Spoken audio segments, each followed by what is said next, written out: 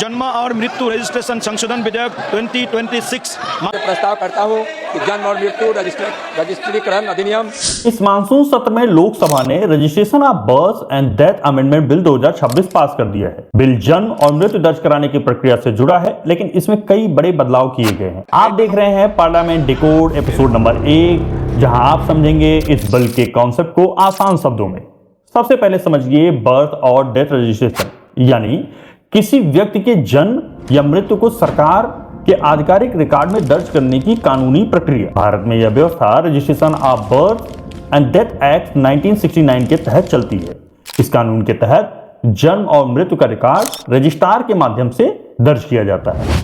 अब समझिए इस बिल का पहला महत्वपूर्ण कीवर्ड डिलेड रजिस्ट्रेशन। अगर जन्म या मृत्यु की जानकारी तय समय पर दर्ज नहीं होती है और बाद में रजिस्ट्रेशन कराया जाता है तो उसे डिलेड रजिस्ट्रेशन कहा जाता है। सामान्य रजिस्ट्रेशन में देर होने पर कानून अतिरिक्त वेरिफिकेशन और परमिशंस की व्यवस्था करता है। तीसरा कॉन्सेप्ट समझिए ज्युडिशियल वेरिफिकेशन, यानी जब रजिस्ट्रेशन में बहुत अधिक देरी होती है तो सिर्फ एडमिनिस्ट्रेटिव रिकॉर्ड के आधार पर एंट्री करने के बजाय निर्धारित कानूनी प्रक्रिया के तहत न्यायिक स्तर पर सत्यापन की जरूरत पड़ सकती है। यही वजह है डिलेड रजिस्ट्रेशन को इतना अधिक सख्त बनाने वाला अमेंडमेंट महत्वपूर्ण हो जाता है। यानी अमेंडमेंट सिर्फ बर्थ और डेथ रजिस्ट्रेशन का रिकॉर्ड प्रक्रिया बनाने के लिए नहीं किया गया है, बल्कि देर से दर्ज होने वाले रिकॉर्ड की विश्वसनीयता और सत्यापन को मजबूत करने की दिशा में एक बड़ा बदलाव। अगर आपके पास इससे जुड़ा कोई क्वेश्चन है तो आप मुझे कमेंट बॉक्स में बताइए।